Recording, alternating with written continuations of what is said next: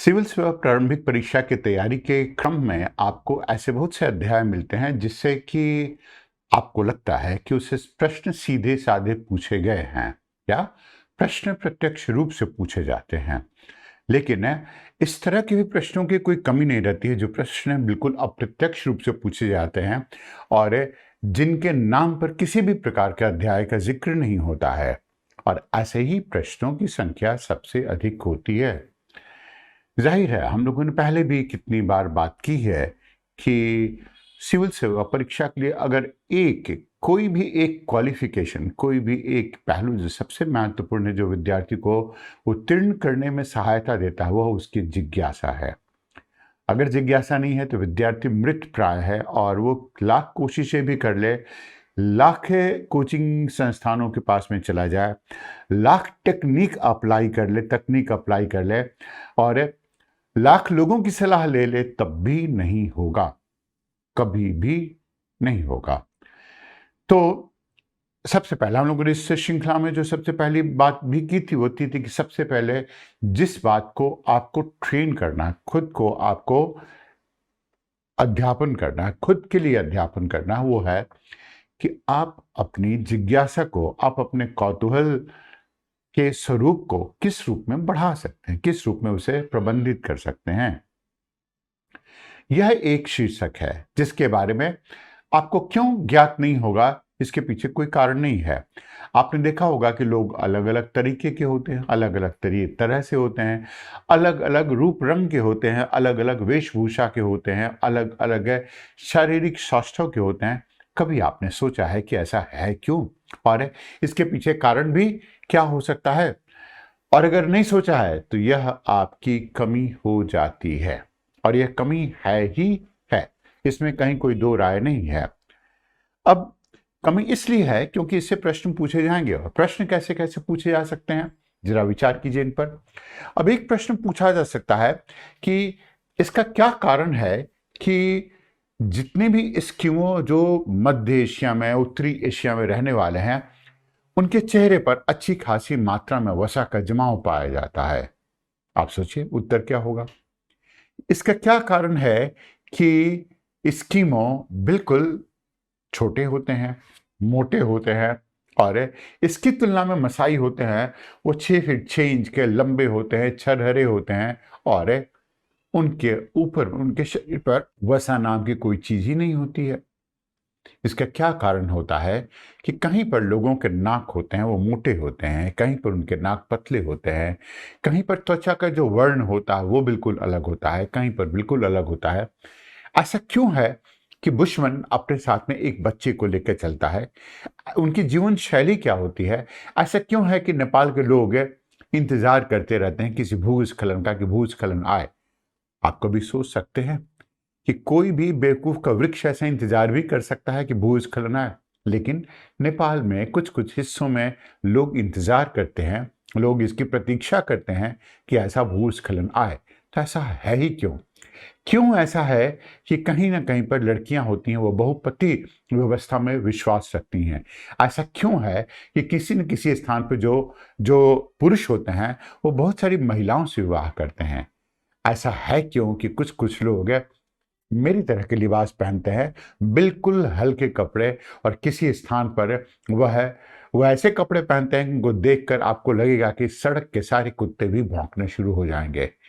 ऐसा भी तो है, ठीक? और आपने खुद देखा होगा, ऐसा है। आपने देखा होगा कि कुछ लोग लाल पैंट, पीली कमीज, उसके ऊपर से काली टोपी और चितकबरे रंग के जूते भी पहनते हैं। अब उनकी अपनी अलग बात है, वो स्टाइल अलग होता है, कि अगर इन बातों को नज़रअंदाज करके देखा जाए तो इन सभी प्रश्नों का उत्तर आपको यहाँ पर मिलता है, इसी स्थान पर मिलता है। और इन्हीं स्थानों पर जो उत्तर मिलता है, इन्हीं स्थानों के उत्तर को हम लोग आगे बढ़ाने का भी काम करते हैं। यह जो शीर्षक है जिसमें कि मनुष्य किस किस प्रकार से अपने आप को अनुकूलित कर सकता है अलग अलग जलवायु दिशाओं में, और किस प्रकार से इसका अनुकूलन हुआ भी है। अब इस स्थान पर आपने देखा कि यहाँ पर इतने समूह है लोगों का, और ये जो लोग हैं जो इस स्थान पर आए हैं वो कैसे रहे हैं, तो किस किस रूप में, शुरू में पहले कैसे थे, उसके बाद कैसे है, उसके बाद कैसे हो। तो इस संदर्भ में आपने देखा होगा कि बहुत सारे उनमें परिवर्तन भी आए। अब सबसे पहले जो मनुष्य था वह गुफाओं में रहता था, तो बेचारा क्या करता था, उस स्थान पर आग जलाकर काम करता था। अब अगर बाहर का मौसम नागवार गुजरता है उसके ऊपर में और बाहर का मौसम उसके अनुकूल नहीं है, तो वह क्या करेगा कि उन स्थानों पर, उन सभी स्थानों पर जहां जहां वो गुफाओं में रहने का काम करता है, वहां पर आग जला देगा। आग जलाकर क्या करेगा, अगर रहना पड़ रहा उसे, तो वह उसी स्थान पर चित्रकारी करनी शुरू कर देगा। और इस प्रकार की चित्रकारी कहां पर मिलती है? एक स्थान है, भारत में भी एक स्थान है, भीमबेटका, जिस स्थान पर ऐसे ऐसे गुफाएं पाई जाती हैं, इस तरह की गुफाएं पाई जाती हैं। अब यह इस प्रश्न का उत्तर आप सोच सकते हैं कि शायद आप इतिहास में दें, लेकिन यह प्रश्न का उत्तर इसी स्थान पर देते हैं, इसी बात पर। क्यों? क्योंकि मनुष्य अपने आप को हमेशा अनुकूलित करने का प्रयास करता रहता है, और यह जो अनुकूलन होता है वह भौतिक वातावरण के प्रति रहता है। तो यह जो भौतिक वातावरण हुआ, वह बाहर की जलवायु, वहाँ की मृदा, वहाँ के दृश्य स्थल, वो सारे रहते हैं, वो उस स्थान पर रहता है। वो एक पहलू हो गया इसका। दूसरा, जैविक अवयव, मतलब जीवीय रूप से वो अपने आप को अनुकूलित करने का कार्य करता है। तो वातावरण के जो जितने भी ऐसे पहलू चले आते हैं, वह भौतिक वातावरण होता है, उसका जैविक अवयव होता है, उसका अजैविक अवयव होता है, और मनुष्य अपने आप को निरंतर सभी से अनुकूलित करने की अवस्था में पाता है और यही कोशिश भी करता रहता है। तो पारिस्थितिक अनुकूलन का अर्थ हो गया कि वातावरण के अनुसार मनुष्य क्या करता है, खुद का सामंजस्य करता है। सामंजस्य मतलब कि जिस तरह का वातावरण उस रूप में हुआ कार्य भी करता है, यही अनुकूलन का वास्तविक अर्थ भी होता है। अब यह अनुकूलन दो प्रकार का हो सकता है, एक आंतरिक अनुकूलन और दूसरा बाह्य। बाह्य मतलब कि कुछ चीजों को लेकर, मतलब कि कुछ चीजों को सम्मिलित करके हो सकता है। आंतरिक अनुकूलन मतलब आपके शरीर, आपके मन की बात, मतलब आपके शरीर की बात, प्रकृति का अनुकूलन हो जाता है। मन की बात, आप किस किस रूप में ये काम कर लेते हैं, यह किसका होता है, सांस्कृतिक अनुकूलन का हिस्सा चलाता है। और बाह्य अनुकूलन का अर्थ हो जाता है कि जब भी आप काम करते हैं, अडॉप्ट करते हैं, अनुकूलन करते हैं, सामंजस्य स्थापित करते हैं, इस सामंजस्य स्थापित करने के क्रम में आपको किन किन बातों का ध्यान देना पड़ता है, वह इसके बाह्य अनुकूलन से संबंधित हो जाता है। तो यह तीन प्रकार के अनुकूलन मूल रूप से हो जाते हैं। जैसे एक व्यवहार संबंधित अनुकूलन का अर्थ हो जाता है इस स्थान पर कि मनुष्यों द्वारा अनुकूलित व्यवहार प्रतिक्रिया जो उन्हें जीवित रहने में और पुनरुत्पादन करने में मदद करती है। व्यवहार का मतलब हो गया, जो कि आप धूप में जा रहे हैं तो व्यवहार के रूप में आप क्या करेंगे, आप छाया की तलाश करेंगे, छाया होते हुए जाएंगे। आप ऐसा नहीं है कि बिल्कुल खुली धूप में, धूप बहुत अगर तेज है तो जाएंगे, ये व्यवहार संबंधित बात। बारिश आती है, बिजली चमकती है, तो जाहिर है आप कुछ ऐसे व्यवहार संबंधित काम करेंगे कि आप ऐसे स्थान पर चलेंगे जहां पर कि आपके ऊपर बिजली नहीं गिरे। वैसे अगर आप यूपीसी दे रहे हैं तो आपके ऊपर में हर रोज ही बिजली गिरती है, लेकिन आप अगर इस बिजली को छोड़ दीजिए तो बाहर की बिजली आपके ऊपर नहीं गिरे। यह व्यवहार संबंधित बात चली आती है। रूपात्मक पहलू पर अगर आप बात करते हैं इस स्थान पर, यहां पर इसके ऊपर हम बात करते हैं, तो संरचनात्मक परिवर्तनों को संदर्भित करता है। अब यहां पर ध्यान दीजिए, संरचनात्मक परिवर्तन जो इसे अलग अलग जलवायु परिस्थितियों में अनुकूलित करने में, जीवित रहने में, लड़ने और उसमें जीवित रहने में मदद करता है। इसी तरह से आपने देखा होगा या आपने समझा होगा कि आप समझने की कोशिश करेंगे कि सनातन संस्कृति में जितनी भी बातें आई हैं, जितनी बातों का उद्भव हुआ है सनातन संस्कृति में, वह सारी की सारी जलवायु के परिस्थितियों में परिवर्तन से संबंधित रहता है। अब जैसे कि आप भूखा कब रहते हैं, भूखा रहने का मतलब होता है कि उपवास कब करते हैं। उपवास कब करते हैं, जबकि जलवायु में परिवर्तन हो रहा होता है। जैसे आपको हमेशा ऐसा कहा जाता है कि आप जैसे ही शीत ऋतु आने वाली होती है और वर्षा ऋतु जाने वाली होती है, इस बीच में आपको भूखा रहना चाहिए, जिससे कि शरीर अपना मेटाबॉलिज्म को ठीक कर पाए। तो आप क्या करते हैं, 9 दिनों का नवरात्रि में उपवास करने का काम करते हैं। यह हो गया। इसके अलावा सनातन में, जो कि जाहिर है इन सब चीजों में वो पूरी तरह से सामंजस्य स्थापित करने की कोशिश करता है, आप यह भी पाएंगे यहां पर कि आपके पास में हर सप्ताह में कुछ न कुछ ऐसे बहाने दिए जाते थे जिसके अंतर्गत आप उपवास रख सकते थे। क्यों? कि आप जितना उपवास रखते हैं, आपके शरीर के जो सेल्स होते हैं उतने ही अधिक मात्रा में अपने आप को पुनर्जीवित करने का काम करते हैं। और यही जो पुनर्जीवित करने का काम होता है, यह उन्हें जीवित रखने का भी काम करता है। आपका जो शरीर होता है वो डिटॉक्सिफाई करता है जब आप भूखे रहते हैं, तो उपवास रखते हैं, तो यह है रूपात्मक इसका स्वरूप चलाता है।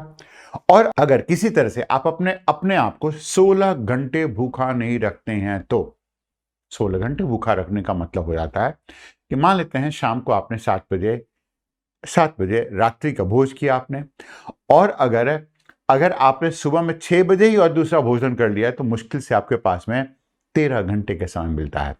इस समय को अगर आप बढ़ाकर अब 10 बजे कर दीजिए, तो आपका शरीर भी बेहतर रहेगा, मन भी बेहतर रहेगा, आप स्वस्थ भी रहेंगे, क्योंकि उतने देर तक आपको आपके शरीर को आराम चाहिए ही चाहिए होता है। यह हो गया रूपात्मक, इसका रूपात्मक स्वरूप चलाता है।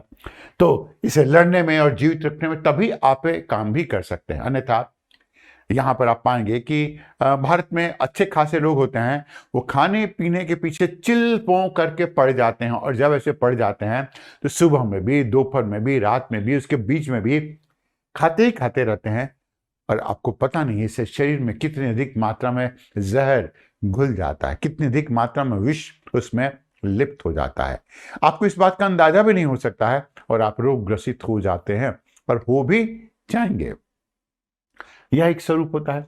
फिर शारीरिक के स्तर पर ले लीजिए, तो यह बाहर में दिखाई नहीं पड़ता, लेकिन शरीर की प्रतिक्रियाओं को प्रभावित करता है, जो उन्हें बेहतर ढंग से जीवित रहने के लिए मददगार साबित होता है, प्रजनन करने में मददगार साबित होता है।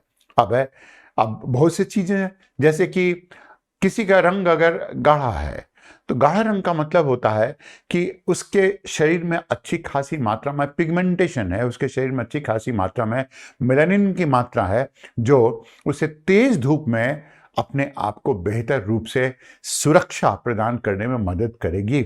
एक उदाहरण हो गया। अगर आपके शरीर के सर के ऊपर में बाल है, तो इस बाल का अर्थ क्या होता है, या आपके शरीर में जिस स्थान पर भी बाल है, तो वो आपके सॉफ्ट पार्ट को प्रोटेक्ट करने का काम करता है, उसे संरक्षित करने का कार्य करता है। चाहे वो सर पर हो, तो सर क्या है, सॉफ्ट पार्ट हो गया आपके पास में। और कहीं कहीं कहीं पर आपके पास हाथ पैर या जहां पर भी हो, तो जिस स्थान पर भी होता है उस स्थान को प्रोटेक्ट करने का, संरक्षण देने का कार्य करता है। यह अलग बात है कि जिन्हें समझ में नहीं आता है, वह उसे, आपने देखा होगा बहुत से लोग अपने फैशन पर जो लोग होते हैं, बिल्कुल सर के बाल मुड़ा लेते हैं, जैसे नहीं कहते हैं कि सर मुड़ाते ओले पड़े, इंतजार करते रहते हैं बेचारे उस पूरे पहलू का। तो अब ऐसे कुछ कुछ लोग होंगे ही होंगे। अब मनुष्य के शरीर में कितनी अधिक मात्रा में कितने कितने प्रकार के ऐसे कितने प्रकार के इस प्रकार के अनुकूलन हो सकते हैं। तो एक होता है शारीरिक अनुकूलन, और दूसरा जिसे हम लोग नाम दे रहे हैं, इसे कहते हैं हम लोग जैविक अनुकूलन। जैविक अनुकूलन और दूसरा सांस्कृतिक अनुकूलन, दो तरह का अनुकूलन हो जाते हैं। अब जैविक अनुकूलन के संदर्भ में अगर आप लेते हैं, तो आप लेंगे वर्ण को लेंगे, तो श्वेत भी हो सकता है, श्याम भी हो सकता है, यह वर्ण है। और वर्ण का अर्थ है कहीं से भी सौंदर्य बोधक नहीं होता है। सौंदर्य बोधक मूल्य का अर्थ होता है कि आपकी आंखों ने जो देखा, आपके मन में जो चल रहा है, और आप उसे आंखों की नजरों से देखते हैं, तो वो सौंदर्य बोधक हो जाता है। सौंदर्य आप हर चीजों में पा सकते हैं, और इसके आधार पर कोई व्यक्ति कम आकर्षक या अधिक आकर्षक नहीं होता है। इसके आधार पर कोई व्यक्ति कम सुंदर और अधिक सुंदर भी नहीं होता, क्योंकि सुंदरता बिल्कुल वह व्यक्ति सुंदर होता है जो, फिर से अगर हम लोग इसे एथिक्स के फॉर्म में ले लेते हैं, इस पूरे पहलू को सत्यनिष्ठा के रूप में, तो जो भी व्यक्ति आपको खुद एहसास दिलाए कि आप सुंदर हैं, वही सुंदर आपके लिए भी होता है। तो यह उससे संबंधित है। फिर बालों एवं आंखों का रंग कैसा होता है, फिर इसके अलावा बालों की प्रकृति कैसी होती है, शारीरिक स्वास्थ्य कैसा होता है। शारीरिक स्वास्थ्य की बात आती है कि आप मस्कुलर हैं या नहीं है। अब उदाहरण के रूप में आप ऐसा ले सकते हैं कि जो रनर हैं, जिसे कहते हैं हम लोग कि बहुत जो शॉर्ट रनर होते हैं, जैसे हुसैन बोल्ट की तरह का कोई रनर, उसका भारत में उसका उद्भव होना अपेक्षाकृत कठिन है।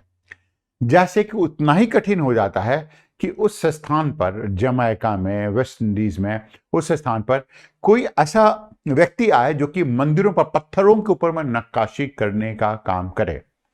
अब आप ऐसा समझ सकते हैं कि यहाँ के लोगों की प्रकृति थी कि प्राचीन भारत में या भारत में, मतलब कि जब तक यहाँ पर कि इस्लाम के आतताई नहीं आए थे और आतंकवादी नहीं आए थे, मुसलमान आतंकी जो 1000 ईस्वी में आए, कि जितने भी आतंकी आए थे उनके आने के पहले तक की जो स्थिति थी उस समय, कैसा था भारत? यहाँ के राजा कैसा हुआ करते थे? वो संगीतज्ञ हुआ करते थे। वह क्या करते थे? मैथमेटिशियन, गणितज्ञ हुआ करते थे। वह क्या करते थे? वह बिल्कुल सृजनात्मक कार्यों में अपने आप को लिप्त पाया करते थे। ऐसे ऐसे राजा हुआ करते थे। उनका काम प्रशासन नहीं था। प्रशासन तो वो लोग करते थे जिनके पास में सब कुछ जो मिला हुआ था वो बिल्कुल ही अस्त व्यस्त होता। ये सभी चीजें यहाँ पर, लोग भी इतने सांस्कृतिक रूप से थे, ऐसा वैभव था जिसमें कि लोग इस रूप में हुआ करते थे। तभी तो इस रूप में बात की गई थी विजयनगर अंपायर के बारे में, विजयनगर के बारे में, जिसमें कि इसका वैभव ऐसा हुआ करता था। तो ऐसा वैभव वही स्थापित कर सकता है जो हमेशा सृजनात्मक कार्य करता रहता हो। वह बिल्कुल नहीं कर सकता है जो सृजनात्मक कार्यों में लिप्त नहीं हो, बिल्कुल ही नहीं कर सकता। तो वो बात चली आती। शारीरिक स्वास्थ्य अलग बात होती है, सृजनात्मकता बिल्कुल अलग बात होती है। फिर बहुत से लोगों के शरीर में वसा का जो जमाव होता है वो भी बिल्कुल ही अलग होता है, अलग अलग स्थानों पर। आप कुछ कुछ लोगों को पाएंगे, जैसे आप भारत में पाएंगे कि भारत में अक्सर जहां पर जो वसा का जमा होता है तो ये ऐसा अजीबोगरीब हो जाता है कि सब कोई अपने आगे पीछे ढोलक लेकर घूमता है। यह एक अजीबोगरीब बात हो आती है। पेट इतना निकला हुआ लगता है जैसे उस स्थान पर कोई ढोल रखा हुआ हो। और तो और आप इस बात को भी देखेंगे कि पश्चिमी यूरोप में अगर उनके पास में जमाव होता है, ऐसा फैट का होता है, वो कंधे के ऊपर में होता है, जांघों के ऊपर में होता है, वो पेट के ऊपर उतना अधिक नहीं होता है। फिर किसी किसी स्थान पर पाएंगे आप है कि जो वसा का जमा होता है वह उनके नितंबों पर होता है, तो जिससे कि नितंबितीयता का जन्म होता है उस स्थान पर। तो अलग अलग स्थानों पर यह होता है। तो और उसी रूप में पर्वतीय भागों में भी इस तरह की कुछ स्थिति पाई जाती है। पर्वतीय भागों में मतलब कि अगर आप रहने जाएं तो जाहिर है आपको अनुकूलित रहने के लिए बहुत सारे काम करने पड़ते हैं, और वह अनुकूलन ही आपके लिए महत्वपूर्ण होता है। सबसे पहले उदाहरण लेते हैं, वह लेते हैं स्किन कलर का, मतलब कि त्वचा का रंग। अब त्वचा का रंग आपका गाढ़ा होगा या त्वचा का रंग हल्का होगा, वह उस बात पर निर्भर करता है कि वहां पर सूर्य की रोशनी कैसी है, वहां पर रोशनी कैसी है और सूर्य की किरणें कितनी तेज हैं या कितनी तीक्ष्ण हैं। अब जैसे उदाहरण के रूप में आप ले सकते हैं कि जिस स्थान पर भी सूर्य की किरणें बहुत ही तेज होंगी, जिस भी स्थान पर, उस स्थान पर उससे बचने के लिए आपके पास में त्वचा में पिगमेंटेशन की मात्रा अधिक होनी ही होनी है। और अगर पिगमेंटेशन अधिक नहीं होगा, अगर उसमें मेलानिन की मात्रा अधिक नहीं बनती है, तो आपका शरीर सूर्य की रोशनी से खुद को संरक्षित नहीं कर सकता है, प्रोटेक्ट नहीं कर सकता है। और जब वो प्रोटेक्ट नहीं कर सकता है तो आपके त्वचा में क्या हो जाएगा? स्किन कैंसर हो जाएगा। यह एक स्वरूप चलाता है। जिन भी स्थानों पर लोगों के पास में जिन भी स्थानों पर जो लोग होते हैं वह ऐसे होते हैं कि उनमें अच्छी खासी उनकी स्किन कलर में कमी आती है, ये बिल्कुल हल्का होता है, सफ़ेद होता है लगभग, है जिसे आप कहते हैं वाइट है। कुछ कुछ लोगों को देखने में बेहतर भी लग सकता है वह, लेकिन हमने बताया कि देखने में बेहतर लगता है वह आपकी नज़रों का फेर है, वह आपकी औपनिवेशिक मानसिकता का द्योतक है। इसलिए कि इस बात से सुंदरता का कोई महत्व ही नहीं होता, सुंदरता का स्वरूप ही बिल्कुल अलग होता है। और इस सारी की सारी बातें आपको पूरे भारत में सिखाई गई हैं। यह अलग बात है कि जो सिखाई हुई बातें हैं वो आपने उसकी तिलांजलि दे दी है, तो बिल्कुल अलग हो जाता है। लेकिन अगर आप देखेंगे तो यह किस तरह का वर्ण हो जाता है, तो यह श्याम वर्ण हो जाता है, अच्छा खासा गहरा चलाता है।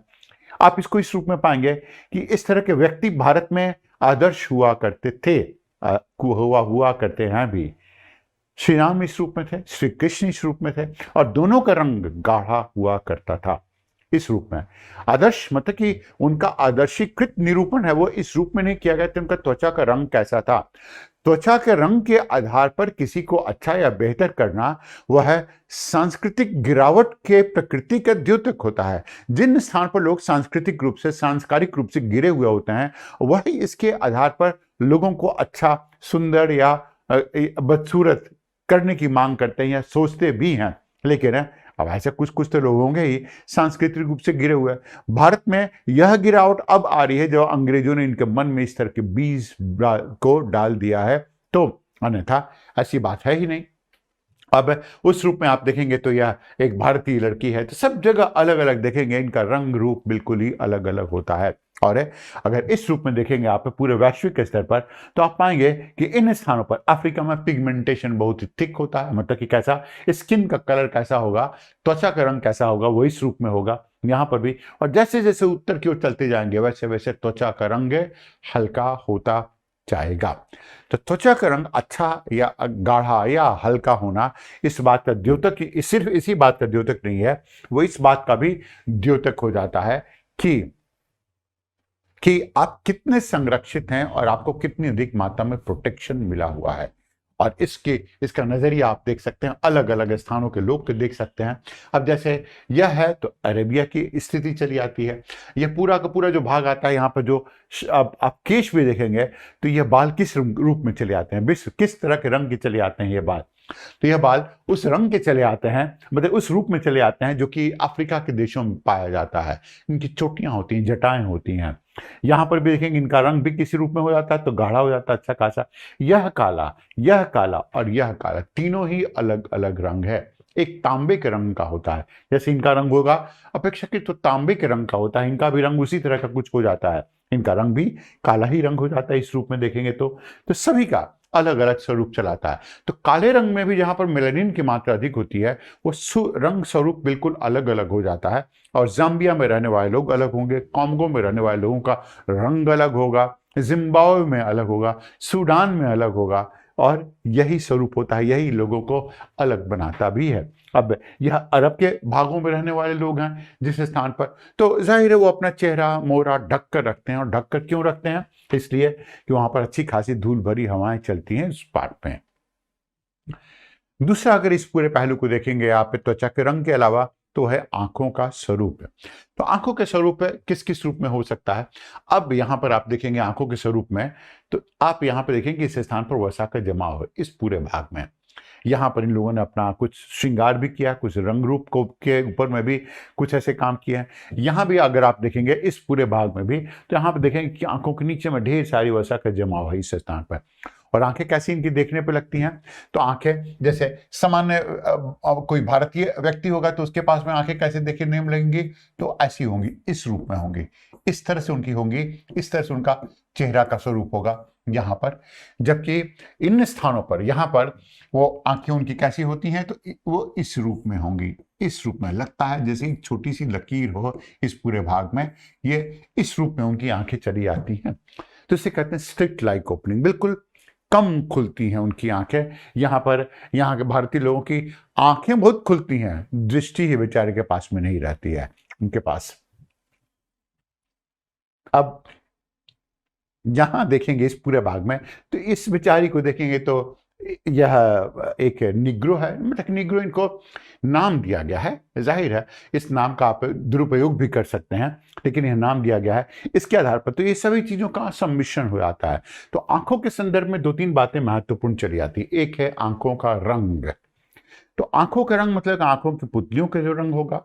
अभी कभी आपने देखा होगा कि किसी किसी के आंखों का रंग होता है वह बिल्कुल काला होता है, किसी का भूरा होता है, किसी का हल्का भी होता है, किसी किसी का हरा भी होता है, किसी किसी का आप देखेंगे तो ब्लू भी होता है, नीले रंग का भी होता है। जैसे उदाहरण के रूप में ले लें, अगर यह उदाहरण उन लोगों को अपमानजनक नहीं लगे तो, अब जैसे ऐश्वर्या राय की आंखों का रंग हरा है, उस तरह से जो कपूर खानदान है, कपूर खानदान के जितने राज कपूर के जितने वंशज के लोग हैं, उनमें अधिकतर लोगों के आंखों का रंग है वो नीला है। सामान्य जो भारतीय होते हैं उनके आंखों का रंग भूरा होता है। और अगर आपको काली काली आंखें मिले तो जाहिर है वो और भी देखने पर अच्छा लगता है ग्रीस के लोगों का। तो ऊपर जो तापमान होता है या वातावरण होता है, जितना ही गर्म होता है उतनी ही अधिक मात्रा में और जितनी ही रोशनी अधिक होती है, आंखों का रंग और उनके मेलानिन में भी, जो आंखों में मेलानिन होती है उसकी मात्रा भी अधिक होती है। और आंखें पूरी जो है कभी खुलती नहीं है। अब आंखें खुलती नहीं है, क्यों नहीं खुलती हैं? क्योंकि यहाँ पर एक फोल्ड होता है, इस स्थान पर कुछ वसा का जमाव होता है, जिसे हम लोग नाम अंग्रेजी में कहते हैं कि इनके पास में, इसे कहते हैं एपिकैंथिक फोल्ड। एपिकैंथिक,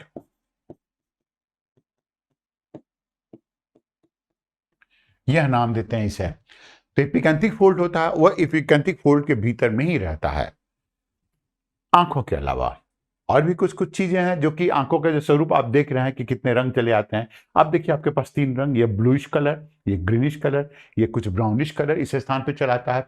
और इन आंखों को देखेंगे तो यहाँ पर बिल्कुल ब्लैक कलर। तो ये आंखों का रंग अलग अलग प्रकार के लोगों के पास में ऐसा ही पाया जाता है। अगर आप ध्यान से देखेंगे, गहराई से देखेंगे, और ज्यादा गहराई से मत देखिए, कभी मार पिटाई भी हो जाएगी आपकी। तो यह एक स्वरूप हुआ। दूसरा स्वरूप हो जाता है कि बालों का स्वरूप कैसा हो सकता है। अब बालों का जो स्वरूप होता है वो बिल्कुल अलग अलग होता है। जैसे कि सामान्यतः आप पाएंगे जो भारतीय लोगों का बाल होता है, वो बाल कैसा होता है? स्ट्रेट होता है, हल्का वेवी होता है, हल्का तरंगित होता है, जिसे कहते हैं हल्का तरंगित। बिल्कुल पूरी तरह से तरंगित नहीं होता है, हल्का तरंगित रहता है, उसमें कुछ तरंगे बनी रहती हैं। कहीं कहीं पर जैसे कि आप चीन के लोगों को पाएंगे, उनके बाल बिल्कुल सफेद होते हैं, वो तरंगित नहीं होते हैं। उन स्थानों पर आप घुंघराले बाल नहीं देखेंगे, जिसे आप नाम दे सकते हैं घुंघराले बाल। एक है, ऐसा हो जाता है। फिर तीसरे तरह का बाल हो सकता है, वह हो जाए जिससे कि बाल इतने घने हों और बाल इतने खुरदुरे हों कि लगे कि वह घोंसला भी बन सकता है। अब कुछ कुछ स्थानों पर लोगों का आपने देखा होगा कि उनके बाल ऐसे रहते हैं जैसे कि उसके भीतर में अगर आप कुछ छोटा सा टेनिस का बॉल फेंक देंगे तो फंस भी जाएगा। वो इतने खुरदुरे होते हैं, उस तरह के बाल होते हैं बेचारों के। तो ये बालों की उनकी प्रकृति होती है। तो बालों की प्रकृति कैसी हो सकती है? वह स्ट्रेट हो सकता है, सीधा हो सकता है, वह हल्का वेवी हो सकता है, घुंघराला हो सकता है, और जिसे कहते हैं वो ऊन की तरह हो सकता है, जैसे यह ऊनी है, यह ऊन की तरह हो सकता है। या फिर तो वो कैसे होगा? तो वो बिल्कुल छोटे छोटे, जैसे कि आप छोटे छोटे धब्बे की दृष्टि से रहेगा वो बाल। तो उस रूप में भी उनका चीज स्वरूप चलाता है। और ये जो बालों का जो स्वरूप पूरा चलाता है, कहाँ कहाँ पर, किन किन स्थानों पर इनका स्वरूप है, कैसे कैसे चलाता है, यह इस पूरे भाग को देखेंगे। तो अब आप देखेंगे किस किस स्थान पर कर्ली है। यहाँ पर पूरे भाग में अच्छा खासा कर्ली है। कुछ स्थानों पर बाल शॉर्ट होता है, कुछ स्थानों पर वेवी होता है। जैसे इस स्थान पर देखेंगे तो बाल वेवी है, वेवी जिसे कहते हैं तरंगित है। इस स्थान पर आप बाल को देखेंगे, यहाँ पर तो बिल्कुल इसका स्वरूप बिल्कुल बिल्कुल अलग हो जाता है। ये कुछ कुछ जगहों पर, जैसे ये जो बाल जगह हुआ, यहाँ पर कोर्स है, बाल बिल्कुल ही अलग किस्म का चलाता है बिल्कुल। तो सभी जगह पर बालों का जो स्वरूप होता है उसके हिसाब से अलग अलग लोग। नहीं तो ये आप सोचिए, ये मैप कैसे बन पाता है? किसी भी तरह से संभव था कि इस तरह के मैप का, इस तरह के नक्शे का निर्माण भी हो पाता? अब यहाँ पर ये जो बाल है वो पूरी तरह से कोर्स है। इस भाग में यहाँ पर भी कोर्स से इस तरह के चले आता है, स्ट्रेट आता है, सिलिंड्रिकल भी होता है। इस स्थान पर रंग भी अलग अलग होता है, काला रंग हो जाए, गोल्डन हो जाए। अब कुछ कुछ स्थानों पर लोगों ने कहा है कि उन्हें सुनहले बाल बहुत अच्छे लगता है। सुनहले बाल अच्छे नहीं लगते, सुनहले बालों का स्वरूप अलग होगा। मान लीजिए किसी का मुंह भी सुनहला और बाल भी सुनहला, तब तो आपको पता भी नहीं चलेगा कि मुंह और बाल में अंतर क्या है। तो आप कुछ सोच सकते हैं कि सुंदरता आपकी आंखों में बसता है, ऐसा नहीं है कि किसी में होता है वह। और कहीं पर भी कुछ आपको अलग देखने को मिले तो वो आपको अच्छा लगता है। अच्छा लगता है थोड़ी देर के लिए। लेकिन अगर मान लेते हैं बालों का रंग चाहे जैसा भी हो, और मान लीजिए किसी आपने ऐसे किसी व्यक्ति से दोस्ती भी कर ली जिसका कि बालों का रंग है, और आपको डंग लग गया, तो आपको कभी भी अच्छा नहीं लगेगा। न बाल अच्छा लगेगा, न वो व्यक्ति अच्छा लगेगा। आप समझ सकते हो व्यक्ति कौन हो सकता है। आप इतने होशियार तो होंगे ही होंगे। तो कहने का अर्थ यह चला आता है कि इस पूरे पूरे स्वरूप में जो बालों की प्रकृति है, लोगों में अलग अलग अंतर होती है। और ये अंतर क्यों होता है? इस अंतर के होने का कारण भी होता है। अब यह अंतर होने का कारण क्या होता है, इसे आप देखेंगे इस पूरे भाग को तो आप समझेंगे।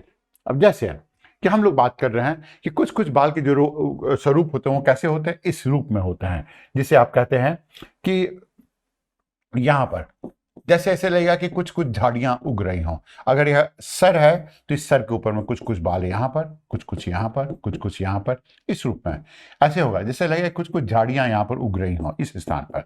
ऐसे ऐसे बालों का स्वरूप होगा।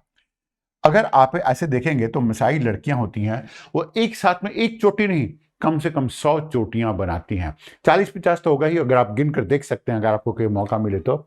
या एक स्वरूप इसका चलाता है। दूसरा होता है, कुछ कुछ बाल होते हैं वो बिल्कुल ऊन की तरह होते हैं। जैसे आपने देखा होगा, वेस्ट इंडीज के खिलाड़ियों को देखेंगे तो उनके बाल बिल्कुल ऊन की तरह होते हैं, वह एक स्वरूप चलाता है। कुछ स्थानों पर जो होते हैं बाल बिल्कुल घुंघराले होते हैं, जैसे यह बाल हो गया तो घुंघराला बाल हो जाता है।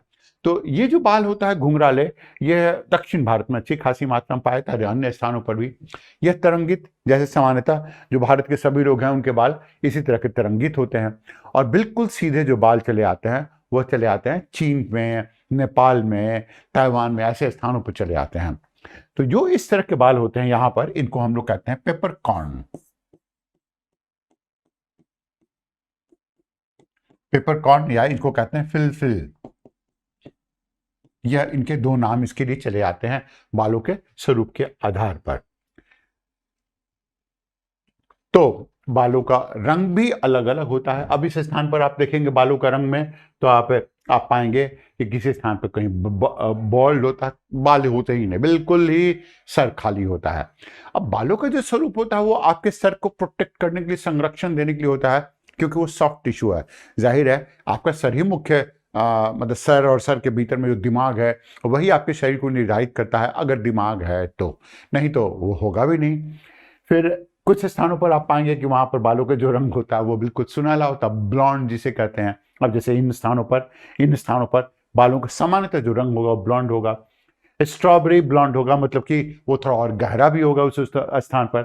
यहाँ पर आप देखिए इस स्थान पर, सभी स्थानों पर बालों का रंग ब्राउन, फिर सॉल्ट, पेपर, ग्रे, अलग अलग स्थानों पर आप देखेंगे। इस मैप को अगर आप देखेंगे और अच्छी तरीके से देखें तो आपको मालूम भी चल पाएगा कि कहाँ कहाँ पर, किन किन स्थानों पर लोगों के बालों का रंग अलग होता है। और चूंकि यह मैप बाहर का लिया हुआ है इस स्थान पर, ये जो भारत की तस्वीर है, इसको लोग जानबूझकर इसे यहाँ पर इसे खराब कर देते हैं। खराब करने के पीछे उद्देश्य क्या होता है, जिससे कि भारत को बदनाम कर सकें। तो हम लोगों की बदनामी के पीछे हम पूरा अभी दुनिया ही लगी हुई है, और दुनिया के एक पूरा महकमा ही इसके पीछे लगा हुआ कि किस रूप में इसको बदनाम कर दिया जाए। आपके ऊपर में, आप कितना हो पाते हैं, कितना नहीं हो पाते हैं। शारीरिक स्वास्थ्य भी बिल्कुल अलग अलग होते हैं। अब किसी व्यक्ति के शरीर पर कितनी अधिक मात्रा में, कहाँ पर फैट है, कहाँ पर नहीं है, यह निर्धारित होता है इस बात से कि आपने अपने आप को कैसे समायोजित किया है, वातावरण के साथ में कैसे समायोजित किया है, और जलवायु के साथ में किस रूप में समायोजित करने का काम किया है। अब सामान्यतः 3 तरह के किस्म के लोग होते हैं। जो दुबले पतले होते हैं, एक्टोमॉर्फ कहते हैं उसको, मेसोमॉर्फ कहते हैं जो अपेक्षाकृत बीच वाले होते हैं, और जो मोटे थुल लोग होते हैं वो उनको कहते हैं एंडोमॉर्फ होते हैं। तो ये 3 एक वर्गीकरण है। हाँ, ये सभी जगह पर लागू भी नहीं होता है। ऐसा नहीं है कि तीनों लोग अपने मसल को बिल्डअप नहीं कर पाएंगे। एक्टोमॉर्फ भी अपने मसल को बिल्डअप कर पाएंगे, एंडोमॉर्फ भी कर पाएंगे, और वह मेसोमॉर्फ भी कर पाएंगे। और जो शारीरिक स्वास्थ्य होता है वो भी बिल्कुल अलग होता है। अब कुछ कहीं पर बिल्कुल ओवल होता है, सर्कुलर होता है, गोल मटोल होता है, स्क्वायरिश होता है। इसके स्कीमो होते हैं, वो कैसे होते हैं, स्क्वायरिश होते हैं। स्क्वायर रेक्टेंगल, ये कैसा होता है इस स्थान पर, आप देखेंगे जैसे कि जैसे लगेगा किसी के शरीर को, शास्त्रों को देखकर वो हैंगर की तरह, उसमें कपड़े आते हुए हैंगर की तरह लटके हुए नजर आते हैं, जैसे मसाई में उस स्थान पर। ट्रायंगल, जैसे जमैका, वेस्ट इंडीज के स्थानों पर, वहां पर उनका शरीर लगभग हल्का तराशा हुआ नजर आता है उस स्थान पर। और इन्वर्टेड ट्रायंगल, यह रूप में कि ऊपर में बिल्कुल चौड़ा और नीचे में आकर बिल्कुल चूड़ी टाप वो बन जाता है उस रूप में। तो यह बेचारे सब जगह अलग अलग तरह के लोग चले जाते हैं इस स्थान पर। अब ये जो स्वरूप है ये निर्धारित होता है, यह निर्धारित होता है उनके बहुत से हिस्सों के ऊपर में। अब आप एग्जाम्पल लीजिए, आप उदाहरण कि मसाई जैसे हुए, तो मसाई बहुत लंबे होते हैं, 6 फीट 6 इंच उनकी सामान्यतः उनकी ऊंचाई होती है। तो लंबे क्यों होते हैं, क्योंकि वो अच्छी खासी मात्रा में गर्मी लेते हैं। जब गर्मी लेते हैं वह, तो उसको रेडिएट करना पड़ता है। तो शरीर का अधिकतम जो हिस्सा है, अधिकतम क्षेत्रफल है, उसका विकिरण करने में काम आता है, इसलिए उसको रेडिएशन होता है। तो इससे इस तरह से अपने शरीर को ठंडा करते हैं। फिर आप देखेंगे कि कुछ स्थानों पर जो लोग होते हैं वह बिल्कुल स्क्वायरिश होते हैं। वह शरीर उनका कैसा होता है, तो अच्छे खासी मात्रा में बिल्कुल मोटा होता है, छोटा होता है, स्टॉकी होता है। तो इसलिए कि वो अगर टेम्परेचर है भी तो टेम्परेचर को रिलीज बाहर में नहीं करे, उसी तरह से सभी जगह तापमान से ही संबंधित है। अब जैसे हम लोगों ने थोड़ी देर पहले बातचीत की थी इस रूप में कि किस तरह से बालों का जो स्वरूप है और बालों का जो संघ है वो बिल्कुल अलग होता है। तो इस रूप में हम लोगों ने बताया था कि जैसे पेपरकॉर्न है, तो पेपरकॉर्न बाल के जो सर के जो हिस्से होते हैं वो खुले हुए क्यों होते हैं? वो सर के हिस्से होते हैं इसलिए खुले हुए होते हैं जिससे कि अधिक से अधिक तापमान को बाहर में विकृत कर पाए, क्योंकि वहां पर गर्मी बहुत अधिक मात्रा में पड़ती है। तो जिन स्थानों पर भी गर्मी बहुत अधिक मात्रा में पड़ती है, इसके वो तापमान को पूरी तरह से इसका विकिरण करना चाहता है या विकिरण करके छोड़ देता है, यह इसका स्वरूप चलाता है। आंखों में भी जिस स्थान पर, जैसे हम लोग बात करते हैं कि यहाँ पर इनका इपिकेंथिक फोल्ड होता है, इस स्थान पर इपिकेंथिक होता है, यहाँ पर होता है या किसी भी स्थान पर, तो ये इसलिए होता है कि इनका चेहरा, किसी किसी का चेहरा होता है वो बिल्कुल स्कीमो जैसे हो गया, तो इन सभी का चेहरा बिल्कुल एक्सपोज रहता है तापमान के प्रति। मतलब है कि किस रूम में बाहर बहुत अधिक ठंड है, -30-40 डिग्री सेंटीग्रेड है तापमान होता है, और ऐसे तापमान के प्रति वह उनमें रहते हैं और खूब तेजी से वो स्लेज चलाकर, उनके कुत्ते स्लेज चलाकर भी लेकर जाते हैं। और चेहरे पर अगर ठंड लगे और चेहरे पर अगर फैट नहीं हो तो आप सोचिए कि -30-40 डिग्री सेंटीग्रेड में तो उनकी हालत बिल्कुल खराब हो जाएगी, लेकिन तब भी ऐसा नहीं होता है। इस रूप में वो इसी कारण से बचे रहते हैं। तो सभी स्थानों पर आंखों का रंग भी जैसे आता है, अलग अलग रंग भी आता है, तो वह जलवायु से ही संबंधित हो जाता है कि किस किस रूप में वह जलवायुविक परिस्थितियों में अपने आप को ठीक कर सकते हैं। इसके अलावा जलवायु से संबंधित एक और भी बात चली आती है कि शरीर पर वसा का जमाव, का जमाव कहाँ कहाँ पर होता है। तो वसा का जमाव जो होता है वह, अब जैसे इस स्थान पर आप पाएंगे, यहाँ पर आप पाएंगे इन स्थानों पर हम लोग दिखा रहे हैं, बुशमैन लड़कियों को दिखा रहे हैं इस स्थान पर। तो इन बुशमैन लड़कियों को आप देखेंगे, इनका जो नितंब होता है उसके स्थान पर सबसे अधिक मात्रा में फैट का डिपोजिशन होता है इस स्थान पर। अब देखेंगे ये बूढ़ी औरत है इस स्थान पर, तो इस नितंब के पास में सबसे अधिक मात्रा में फैट का डिपोजिशन होता है। और क्यों ऐसा होता है? इसलिए होता है कि इन महिलाओं को अच्छी खासी मात्रा में बहुत दिनों तक बिना खाने पीने के भी रहना पड़ता है। तो वैसी स्थिति में अपने इनके छोटे जो बच्चे होते हैं, इन छोटे बच्चों को क्या देना पड़ता है? उन्हें दूध पिलाना पड़ता है, उन्हें पालना पोसना पड़ता है। और आप समझते हैं माँ होती है तो माँ ऐसी ही होती है, वह अपना सब कुछ सर्वस्व निछावर करके भी इस पूरे पहलू पर काम करती है और काम करना चाहती भी है इस स्थान पर। तो यह भी होता है। आप अन्य स्थानों पर, इस स्थान पर भी देखेंगे तो इनके पास में फैट का डिपोजिशन कहाँ पर आता है, आप देखेंगे तो ये जो महिलाएं हैं यह उत्तरी रूस में रहने वाली हैं, मतलब कि उत्तरी यूरोप में रहने वाली हैं। रूस भी इसमें एक हिस्सा चलाता है। तो इनका चेहरा मोरा अच्छा खासा स्क्वायरिश होता है, बिल्कुल चौखोट की तरह होता है, शरीर भी चौखोट की तरह होता है और यह इसी रूप में काम भी करता है। तो वसा का जमाव जो इनका होता है वो इसी रूप में चीज आता है। इसके अलावा नाक का स्वरूप होता है वो बिल्कुल ही अलग होगा। अब किसी स्थान पर आप देखेंगे, आपके पास में दो चित्र हैं, कहीं पर नाक होती है पतली होती है, किसी स्थान पर नाक अच्छी खासी मोटी होती है। अब जैसे इस स्थान पर आप देखेंगे तो नाक कितनी अच्छी खासी मात्रा में मोटी नाक है इस स्थान पर, ठीक। किसी स्थान पर जो नाक होती है बहुत पतली होती है। अब नाक पतली इतनी होती है, जैसे स्कैंडिनेविया और उत्तरी यूरोप के कुछ हिस्सों में देखेंगे इतनी पतली नाक होती है कि आपको लगेगा कि अरे इसमें नाक में छेद भी है या नहीं है, आपको आश्चर्य होगा देखकर। और ऐसा इसलिए होता है कि जब वो सांस से छोड़ते हैं, लेते हैं, हवा भीतर जाती है, संपीड़ित होती है, गर्म होती है, तब वो ले पाते हैं। और अगर छोड़ते हैं तो बहुत अधिक मात्रा में उनकी सांस बाहर की ओर निकल नहीं पाती है, क्योंकि अगर उनकी सारी गर्मी बाहर निकल जाए तो शरीर तुरंत ठंडा ही पड़ जाएगा। ठीक इसके विपरीत उन लोगों की जिनकी नाक बहुत ही मोटी होती है तो ब्रॉड फ्लैट नोज है, मतलब कि तो उस स्थान पर जब भी वो सांसें छोड़ते हैं तो छोड़ने के क्रम में क्या होता है कि जब भी वो सांस छोड़ेंगे तो छोड़ने के क्रम में वो अपने शरीर की सारी गर्मी को बाहर की ओर निकाल देते हैं। तो इससे उनको सुविधा हो जाती है, शरीर को इससे ठंडा होने में मदद मिलती है। तो शरीर को ठंडा होने में मदद कैसे कैसे मिलती है? तो एक के आकार के हिसाब से, किसी किसी का कद बहुत ऊंचा होता है, कद का मतलब होता है कि क्योंकि ऊंचाई उसकी अच्छी खासी होती है, और शरीर बिल्कुल दुबला पतला होता है, मसाई जैसे हो गया।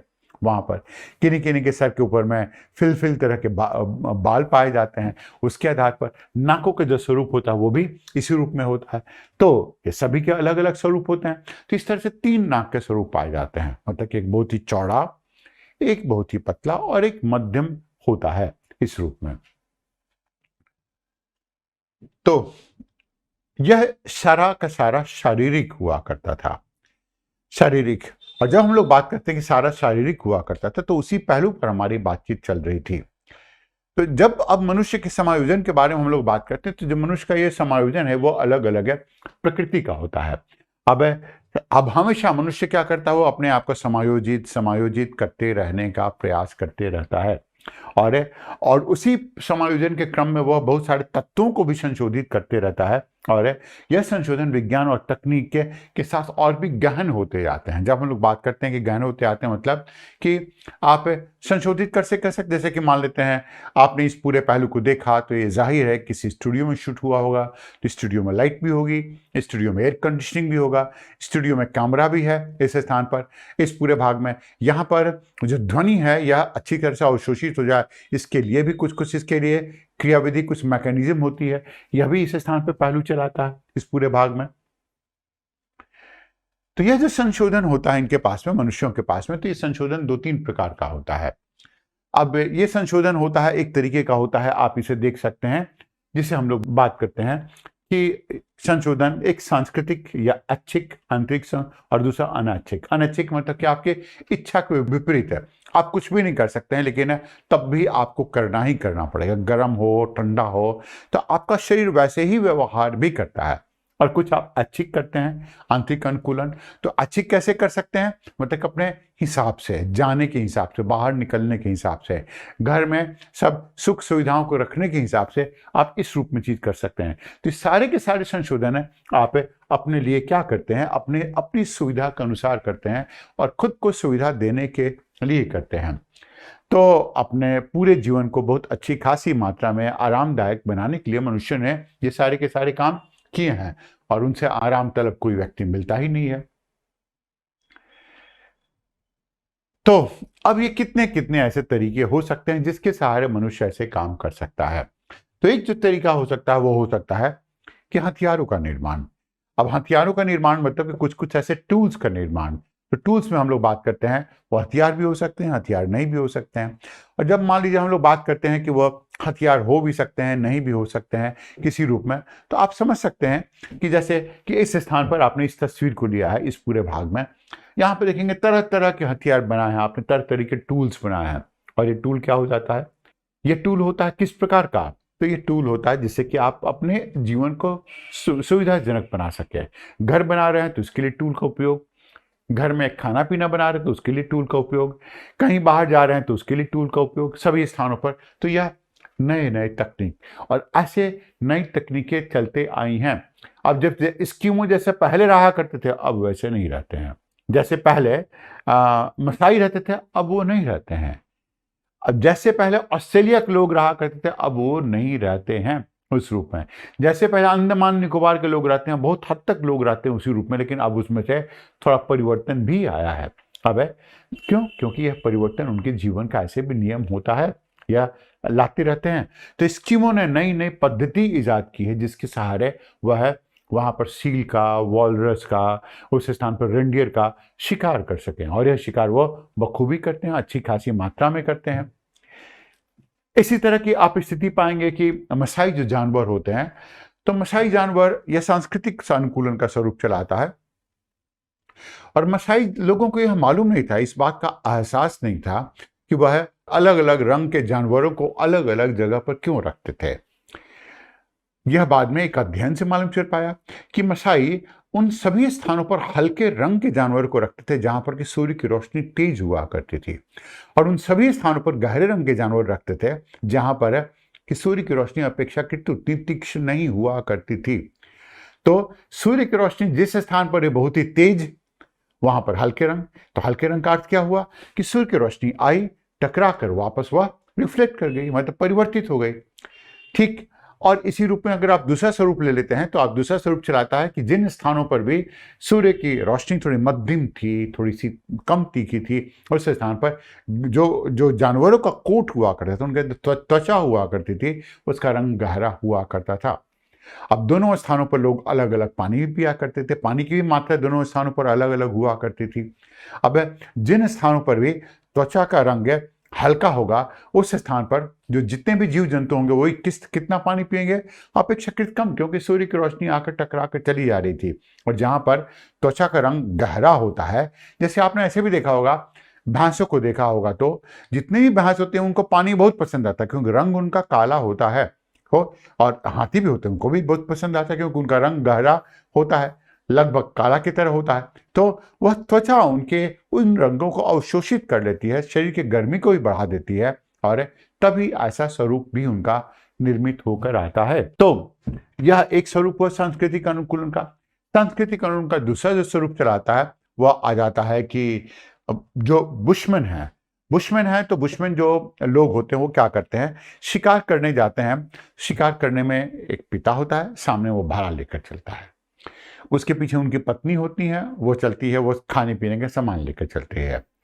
उसके पीठ पर एक बच्चा रहता है जो कि उसको स्ट्रैप करके रखती है, उसको बांध कर रखती है, वो भी चलते कूदते हुए चलती है पीछे में। अच्छा, हो सकता है कि उसके साथ में एक और भी छोटा बच्चा हो जो 5-6 साल का हो, वो आगे आगे चलता है, वो बताता है कि पिताजी देखिए वो एक जानवर है, एक वो जानवर है, और पिताजी उसका तुरंत उसको मार देते हैं, वो खाने पीने का सामान उनका बन गया। अब मान लीजिए कि बुशमैन लड़कियों को एक और भी बेबी हो जाए जो कि पीठ पर नहीं लाद कर चल सकती हैं, और अगर भारी हो गई तो दौड़ भी नहीं सकती हैं, वहां पर तो कब दौड़ना पड़ जाए कोई भरोसा ही नहीं है। किस स्थान पर दौड़ना पड़ जाए, क्यों दौड़ना पड़ जाए, कोई भरोसा ही नहीं है। किसी तरह से अगर किसी जानवर ने उनका पीछा कर दिया तो दौड़ना ही पड़ जाता है, कहीं आश्रय लेना पड़ता है, कहीं शरण लेना पड़ता है। तो बुशमैन लड़कियों ने क्या किया, महिलाओं ने क्या किया है कि जब बच्चों को जन्म देती हैं तो जन्म में वो अंतराल देना भी सीख गई हैं, और अच्छी खासी मात्रा में अंतराल भी दे पाती हैं। और यह अंतराल कैसे होता है, तो 4 साल का होता है, 6 साल का होता है, इस रूप में उनका अंतराल बनता है।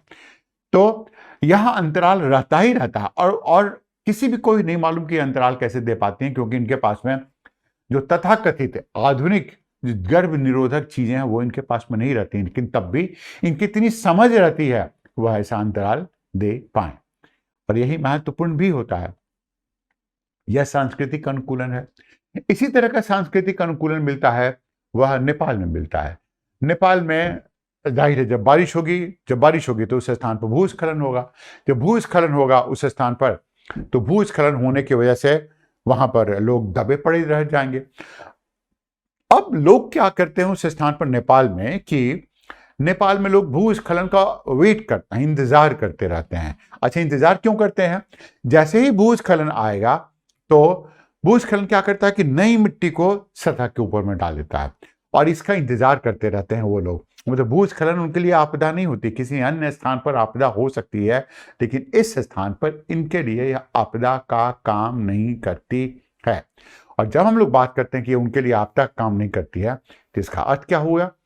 इसका अर्थ हो गया कि वह उनको सुविधा देती है, और जब नई मिट्टी आई तो नई मिट्टी के ऊपर में फसल उपजाना शुरू कर देते हैं। क्या ऐसा किसी अन्य जगह पर नहीं है क्या? बिहार में है। जितने भी बिहारी हैं भागलपुर और उसके आसपास के क्षेत्रों में, वो बाढ़ का इंतजार करते रहते कि बाढ़ आएगी तो नए नए द्वीप बन गए, नई मिट्टी आ गई, और उसी मिट्टी के ऊपर में जैसे दियारा कहते हैं भागलपुर के अन्य स्थानों पर, तो उस स्थान पर नई नई फसल का वो उपजाने का काम करते हैं, और उस स्थान पर नई फसल उपजा भी देते हैं। तो उनके लिए बाढ़ आपदा नहीं होती। आपदा तो आप सोचते हैं तो आपदा है। अब आप नदी के मध्य में चले जाइए और घर बना लीजिए, और उसके बाद रोने लगे अरे अब तो यहाँ पर बाढ़ आ गई, जैसे कोसी के संदर्भ में लोगों ने किया है। कोसी के मार्ग में लोगों ने अपना घर बना लिया है, और फिर अब रोते हैं और सरकार को दोष देते हैं। सरकार को दोष देने का मतलब क्या? उनके लिए एक ही व्यक्ति दोष देने के लिए, यहाँ के देश के प्रधानमंत्री, उनको दिन भर कोसते रहते हैं कि उनके वजह से बाढ़ आ गई। अब कैसे आती है कैसे नहीं, वो तो वही बेहतर जानते हैं। लेकिन बाढ़ की स्थिति हमेशा वैसे ही रही है जैसे पहले रही है। अब लोगों ने क्या किया है कि लोग नदी के किनारे चले गए, नदी के बीच में चले गए हैं। क्यों? क्योंकि उन्होंने अपनी जनसंख्या को बढ़ा दिया, इस कारण से उन्होंने ऐसा काम किया है। कुछ स्थानों पर ऐसे सांस्कृतिक जो अनुकूलन होता वह बहुपतित्व की व्यवस्था होती है। मतलब कि एक लड़की कम से कम 4 या 5 लड़कों से शादी करेगी। अब ऐसी स्थिति कहां पर पाई जाती है? अगर आप देखेंगे तो एक परिवार के एक आदर्श परिवार का है, एक महिला इस स्थान पर, और इसके देखिए कितने इसके जो पति हैं कितने खुश हैं इस स्थान पर। आप सोच लीजिए, इतने खुश नजर आ रहे हैं तो जाहिर है ये खुश होंगे तब तो। और इनके बच्चे, मतलब कि 3 पति इनके, 1 2 3 पति, और इनके 4 बच्चे चले आते हैं, 4 या 5 बच्चे चले आते हैं। मान लेते हैं कि अगर एक पति होता, एक पत्नी होती, तो उससे हो सकता 2-3 बच्चे चले आते, फिर एक पति होता, उससे 2-3, जनसंख्या बढ़ना शुरू कर देती है इस स्थान पर। लद्दाख ऐसे क्षेत्र में जहां पर ये संसाधन की मात्रा बहुत कम है, उस स्थान पर संभव ही नहीं है कि किसी भी रूप में जनसंख्या को बढ़ाया जा सके। क्यों? कि जनसंख्या के दबाव जैसे ही पड़ेगा वैसे ही सब कुछ वहां पर छिन्न भिन्न हो जाएगा, सब कुछ गड़बड़ ही हो जाएगा। अब उसी रूप में आप यहां भी देखेंगे, यह उत्तरांचल की स्थिति चली आती है। कैसे कुछ कुछ पहाड़ी भागों में जहां पर संसाधनों की कमी पाई जाती है वहां पर भी है। अब यहां पर देखिए कितनी खुश एक लड़की है और इसके सब पति यहां पर लाइन लगाकर खड़े हुए हैं बेचारे इस स्थान पर। तो आप सोच सकते हैं सब खुश हैं तो बेचारे तो नहीं होंगे यहाँ पर। ये व्यवस्था है, यह व्यवस्था इसलिए बनती है क्योंकि आप संसाधनों का अच्छी तरीके से उपयोग भी कर पाए, तो तभी यह ऐसी स्थिति भी बनती है यहाँ पर। अब यह जो पारिस्थितिक अनुकूलन होते हैं या पाए गए हैं या आए हैं, वो अलग अलग तरीके से वो उभर कर आते हैं। आपने महसूस भी किया होगा, आपने देखा भी होगा, और वो कितने तरीके से उभर कर चले आते हैं। जैसे कि आप जब धूप में जाते हैं और अपनी छतरी ले लेते हैं तो वह एक अनुकूलन हुआ। उसी तरह से अगर ब्रिटिश नागरिक आते हैं और चेन्नई में चले आते हैं तो उतने अधिक तापमान में और उतनी अधिक आर्द्रता में, जिसे अंग्रेजी में कहते हैं रोस्ट हो जाते हैं बेचारे, नहीं रह सकते उस स्थान पर। अगर उनको मारना है तो उनको आप यही काम कर सकते हैं। तो धूप में जाते हुए छाते का उपयोग, सूती और हल्के वस्त्रों का उपयोग। अगर आप देख रहे हैं, मान लीजिए आप मेरी लिबास देख रहे हैं, तो जाहिर है ये गर्म वातावरण का परिचायक है। नहीं तो मलमल के कपड़े कुछ ठंडे वातावरण में तो कोई पहन नहीं सकता है। हाँ, जैसे ही यहाँ पर या तो इस स्थान की जलवायु में परिवर्तन आएगा, या फिर ऐसा होता है कि मेरी स्थिति बदल जाती है और हम पश्चिमी यूरोप के किसी देशों में चले जाते हैं, अमेरिका में चले जाते हैं और उत्तरी यूरोप में चले जाते हैं, तो मेरा लिबास भी उसी हिसाब से बदल जाएगा। खान पान में भी कुछ विशिष्ट व्यंजनों का प्रयोग, यह सनातन में निहित है, सनातन में दिया हुआ है कि खान पान में आप क्या क्या परिवर्तन ला सकते हैं जिससे कि आप अपने आप को समायोजित महसूस करेंगे। तो किस किस रूप में, सांस्कृतिक रूप से वह आप अपने आप को अनुकूलित भी कर पाएंगे, यह महत्वपूर्ण चलाता है। अब आप ध्यान देंगे कि इसमें खान पान और इन सब चीजों में जो सबसे बेहतर स्वरूप चलाता है वो होता है तमिल लोगों का। और तमिल लोगों का क्यों चलाता है इस रूप में बेहतर? तमिल लोगों का बेहतर इस रूप में चलाता है, ऐसे चलाता है क्यों? क्योंकि उनका 5 कोर्स मील रहता है और पूरी उनका जो मील होता है, जो खाद्य पदार्थ होता है, तो पूरी तरह से दवा है, वह पूरी तरह से दवा है। और यह सबसे बड़ा कारण है कि अगर आपके शरीर में कोई समस्या आए, कुछ आए, आप दक्षिण भारत में चले जाइए, वहां के आयुर्वेद के केंद्रों पर रहिए, अपना समय दीजिए और आप बिल्कुल ही ठीक होकर उस स्थान से चले आएंगे और इतना ठीक हो जाएंगे कि आपको वास्तविक रूप में अच्छा ही लगेगा। मानव का सांस्कृतिक अनुकूलन और पारिस्थितिक अनुकूलन या फिर उसका शारीरिक अनुकूलन है, यह उसका स्वभाव है। इसके ऊपर में जिस समय भी वह क्या करता है कि उल्टे पुल्टे काम करना शुरू कर देता है, थोड़ा अधिक काम करना शुरू कर देता है और अधिक, जितनी प्रकृति इजाजत नहीं है उससे भी अधिक काम करना शुरू कर देता है, तब विध्वंस की स्थिति चली आती है। और ऐसे ही काम अब मनुष्यों ने किया भी है, या तो वह भूमंडलीय तापन संबंधित हो, या पर्यावरण प्रदूषण संबंधित हो, या अधिक खाद्य उत्पादन के लालच में जो उन्होंने कुछ कुछ अप्लाई किया है उसकी बात चली आती है। लेकिन ये सारी चीजें जो लागू होती हैं वो आपके संस्कार पर निर्भर करती हैं। किसी भी स्थान पर, किसी भी संस्कृति का, किसी भी सभ्यता का संस्कार अगर अच्छा होगा तो आपको कभी भी अनुमति नहीं देगा कि आप रासायनिक उर्वरकों का प्रयोग करें। किसी भी सभ्यता, कोई भी सभ्यता आपको यह नहीं सिखाएगी कि आप अपने स्वार्थ के लिए वायुमंडल में अधिक मात्रा में प्रदूषण डाल दीजिए। कोई भी सभ्यता आपको यह भी नहीं सिखाएगी कि आप अपने स्वार्थ के लिए जल को प्रदूषित कर दीजिए। यह कभी भी प्रदूषित नहीं था। आज से 1000 साल पहले कभी प्रदूषित नहीं था। 1000 साल पहले यहाँ पर इस्लामी आतंकवादी आए इस स्थान पर, 200 साल पहले यहाँ ब्रिटेन के लुटेरे आए इस स्थान पर। तो उन लोगों ने क्या किया, इस पूरे पद्धति को बदल दिया। अन्यथा यहाँ की जो पद्धति थी, जो भारत की पद्धति थी, वह जाहिर है जो 15,000 16,000 वर्षों के साथ में काम कर रही हो, समायोजित थी। पश्चिमी यूरोप का सभ्यता का इतिहास ही कितना है, 600-700 साल पुराना। और अरब लोगों का वो लोग तो 1200 साल पहले आए हैं यहाँ पर, पृथ्वी पर ही आए हैं। वही उनके इस्लाम की अगर सभ्यता है तब वह लोगों को मारना पीटना और तालिबान की तरह काम अगर सभ्यता का है, अगर सभ्यता है तो। अन्यथा इन सब में सबसे सर्वोपरि हुआ करता था जो भारत, और भारत का अर्थ मतलब मध्य एशिया से लेकर, मतलब कश्यप, ऋषि कश्यप के आधार पर जो नामकरण किया गया है, कैस्पियन सी, वहां से लेकर और इंडोनेशिया तक, मतलब उस स्थान पर जहां पर आपने देखा होगा कि वहां पर सबसे बड़ी गणेश की जो मूर्ति है वो इंडोनेशिया में बनी है। 128 फीट ऊंची मूर्ति उस स्थान पर बनी है। वहां पर आज भी लोग याद रखते हैं मध्य एशिया के बहुत सारे भागों में कि उनके ऊपर में वह विष्णु भगवान की पूजा करते हैं उस स्थान पर। तो ऐसी सभ्यताएं जब उद्भव इनका होता है तो यह प्रकृति के साथ समायोजित करके होती हैं और बिल्कुल अपने आप को असम में रखकर होती है, सामंजस्य बनाकर रहती हैं। और ऐसा सिर्फ भारत में ही मिलता है। कुछ तो कारण रहा होगा। To have more such discussions and analysis, subscribe to our channel and hit the bell icon for notifications on our upcoming videos.